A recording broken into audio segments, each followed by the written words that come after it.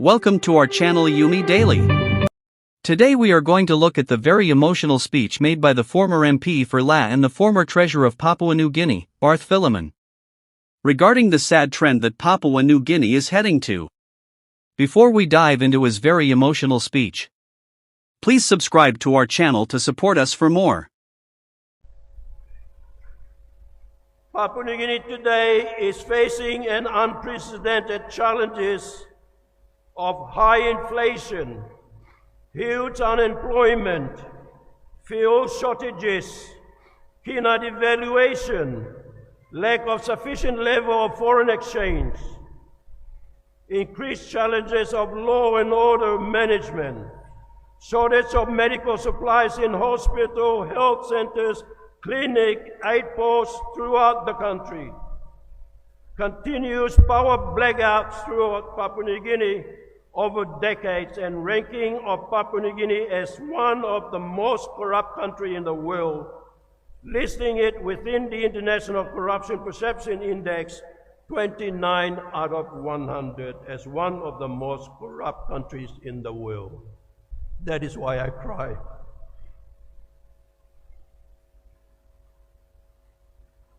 Ever since Papua New Guinea gained its independence 50 years ago, it has slowly descended into a slippery slope situation when it is dreaming to become the richest black Christian nation in less than 5 years by 2030. The present coverage and the services by the government departments had badly deteriorated progressively over the last 50 years. Poor management of resources, including human resource, slow and inconsistent economic growth which cannot match the population growth, lack of investment in developing human skill and capacity in government workforce. There is a real need for public servants to have a real sense of purpose by following clearly defined career path which leads to professional working atmosphere where public servants will aptly skill that they can possibly and effectively contribute to the nation building. The post-independence development discourse in Papua New Guinea has been about challenges of translating the vast potential of this beautiful country into high standard of living for everyone. The potential for the future prosperity and the hope of the people of Papua New Guinea are presently under a real threat of inefficient, incompetent, and corrupt leadership in both our political leaders and the public servants. Every government sector within the administration sector, economic sector, the social sector are currently in the dire need of the serious needs of resuscitation. All sectors are in intensive care unit. Competent specialist hands are required on deck, so to speak, to bring all government sectors out of the intensive care unit and slowly nurse them. If these challenges are not given serious attention now, then our only way over the next 50 years is to end up in the morgue. The post-independent discourse in Papua New Guinea over the last 50 years has been about the challenges of transiting the vast majority of this beautiful, God-blessed country into improving the standard of living for everyone. The potential for the future prosperity and the hope of our people of this country are under a real threat of inefficient, incompetent, and corrupt leadership. Papua New Guinea, by comparison with many developing countries in our region and around the world, is exceptionally richly endowed with both renewable and non-renewable resources. However, since independence, we have not so far used the proceeds from this rich endowment to lay down strong building blocks for the sustainable future development of our children and our grandchildren. Governments after governments over the last 50 years have been making the same mistakes. These governments have been throwing huge amount of money just nilly-willy into various projects and have mistakenly hoping that money alone will salvage the entire development challenges. This, of course, will not happen, as is the sad case over the last 50 years, in which billions of kina has been squandered, leaving behind no visible, tangible building blocks behind for our children and our grandchildren to cope with going into the future.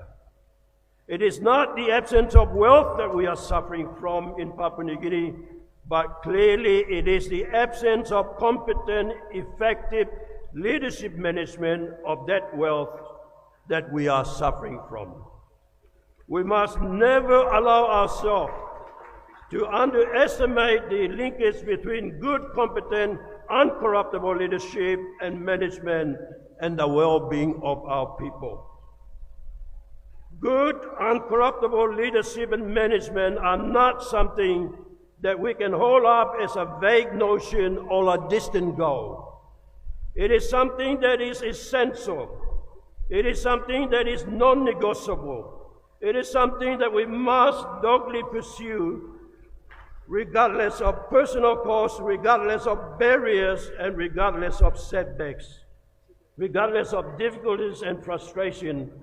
For without good, uncorruptible leadership and management, our people will continue to suffer as they have been over the last 50 years. It says in the Bible, in the book of Proverbs, chapter 29, verse 2, and it is inscribed at the front pinnacle entrance into our Parliament House in Waigani, and I quote, "When the wicked rule, people suffer. When the just rule, people rejoice," end of quote. In foreign unproductive debts as we are presently doing, all our important physical infrastructure will not be properly maintained. Our capacity to provide the much needed basic services to the bulk of our people will be depleted. Without good and competent leadership, children will not receive the quality education they are entitled to. Fathers cannot find employment and cannot support their families. Without strong leadership and management, opportunity to grow our economy and attract foreign investment will be limited. Without strong leadership and management, we lose support of our development partners and we lose the confidence of our financial lenders. Without good leadership and management, we waste the very money that should be used to strengthen the infrastructure and program essential to achieve the aspiration of our people. According to the United Nations rating, Papua New Guinea ranks among the lowest or even worse in Human Development Index. Our child and maternal mortality rates remain very high. The very sad thing is that high mortality rates occur mainly from preventable diseases. Our life expectancy rate is low, around mid-60s. Our literacy rate is low, with many of our children lacking access to good quality education. Close to half of our population are living in stolid poverty. Basic government services have deteriorated to such a state that they can no longer provide the basic services that they are supposed to provide. Schools, aid posts, health centers, roads, bridges, airstrip maintenance, police and prison services, and general national and provincial administration have all but broken down. I see poorly educated children. I see seriously run down public buildings. I see news headlines every day about fraud and corruption within our society. In urban centers, I see the social effect of poverty expressed in terms of squalid living in squalid settlements in which crimes and violence readily breeds. So how can a nation of people so richly blessed with such wealth and natural resource suffer in the way so many of our people do as we are entering 50 years of our independence? Where is the wealth that we are so richly blessed with going to? Clearly, much of the people's natural wealth has not filtered into the people in terms of social services. It is not the absence of wealth in Papua New Guinea that we suffer, but again, it is the absence of competent leadership management of that wealth that we suffer. We must never allow ourselves to underestimate the linkages between good, competent leadership and the well-being of our country. Good, uncorruptible leadership management is not something we can hold up as some vague notion or a distant goal. It is something that is essential. It is something that we must doggedly pursue regardless of personal cost. So to me, good, unaccountable leadership and management is not an option. It is absolutely a necessity we must ardently pursue. Our founding fathers 50 years ago have searched high and low. They have searched domestically and they have searched internationally. They have searched in the oracles of our ancestors, and they have searched in the chronicles of the established nations to establish the best way forward for Papua New Guinea so that they can give their all for.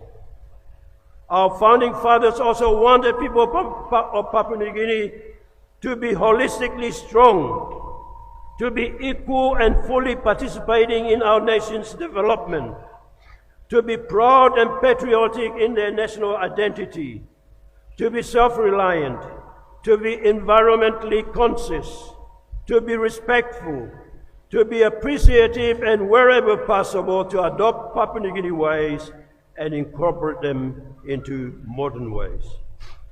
The visions were incorporated into Papua New Guinea's constitution, which then gave a legal framework for a birth of a new nation to be known as Papua New Guinea.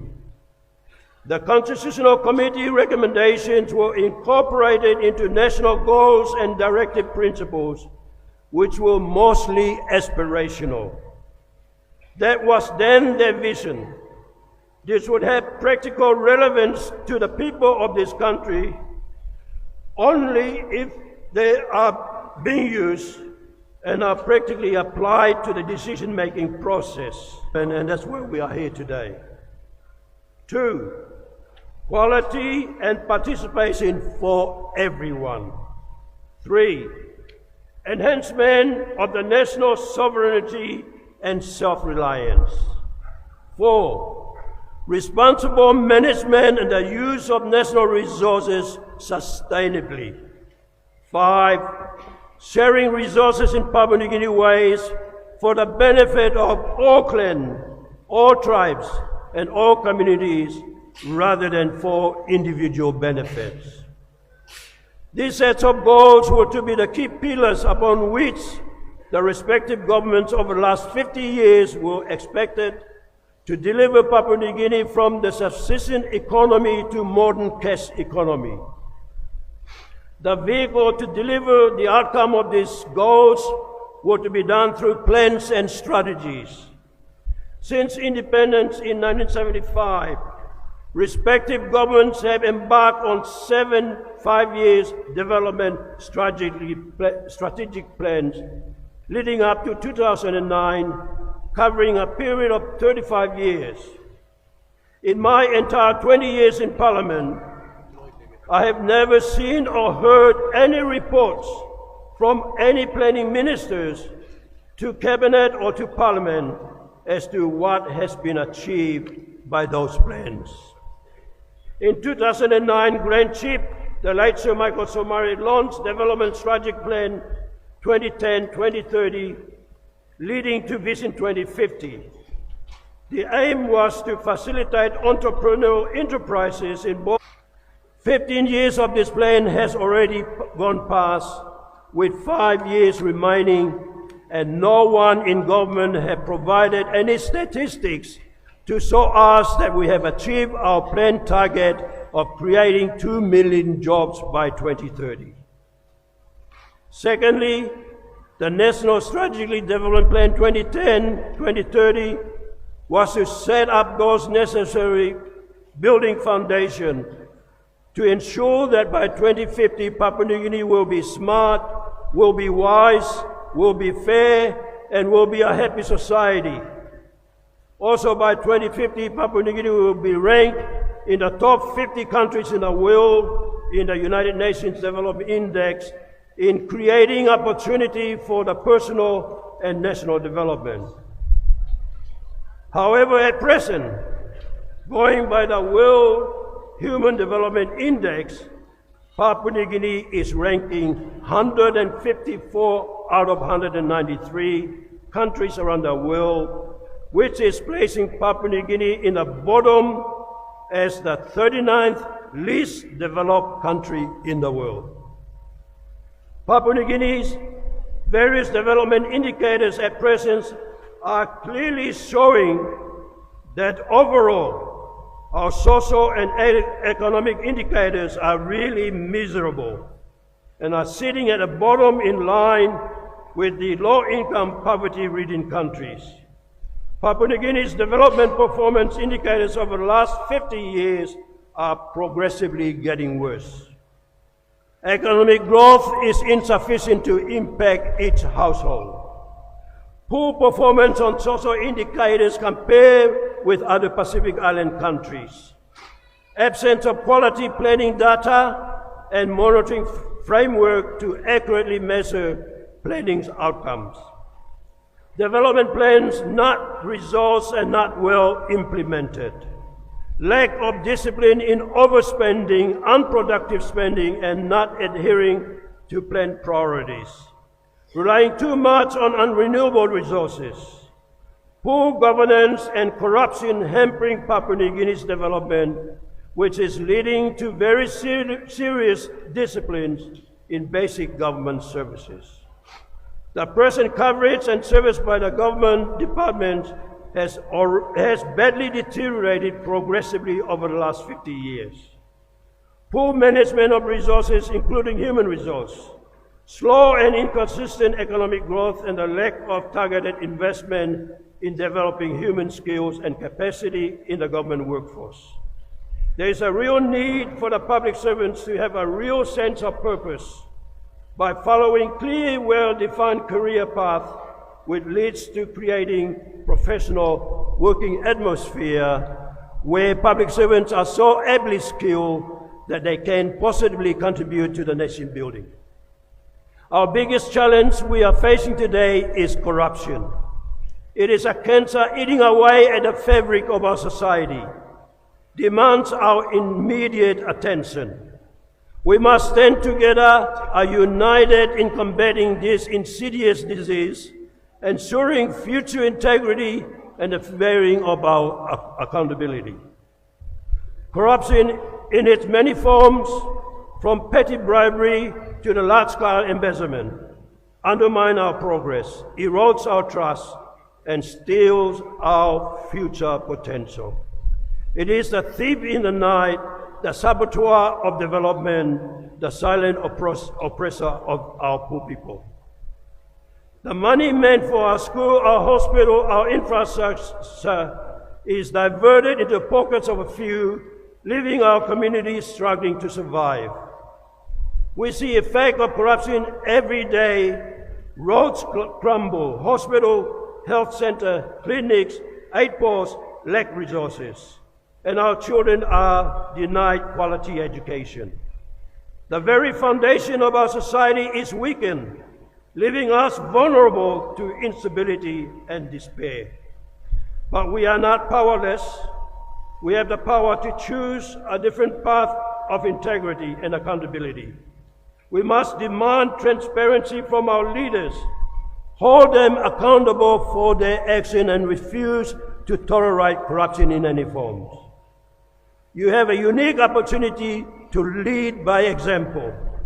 You must begin your career by fostering culture of honesty and ethical behavior.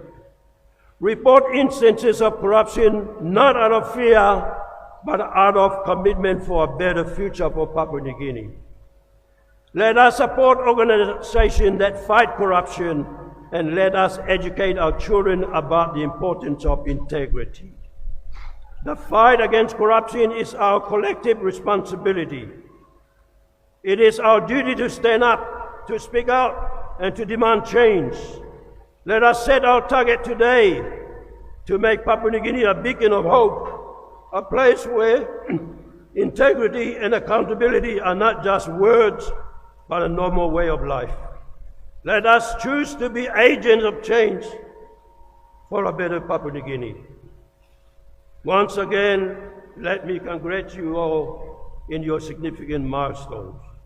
Your journey of learning, of growth, and of dedication has culminated in this moment.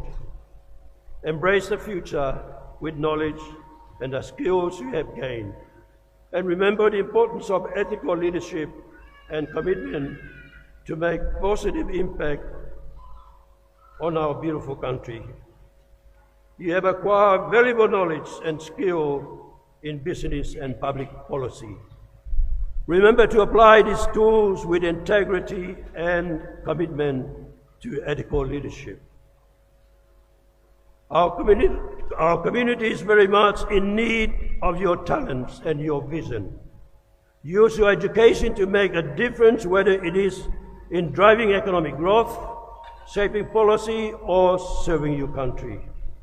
The path ahead will have its challenges, but remember the resilience and the determinations that brought you to this moment.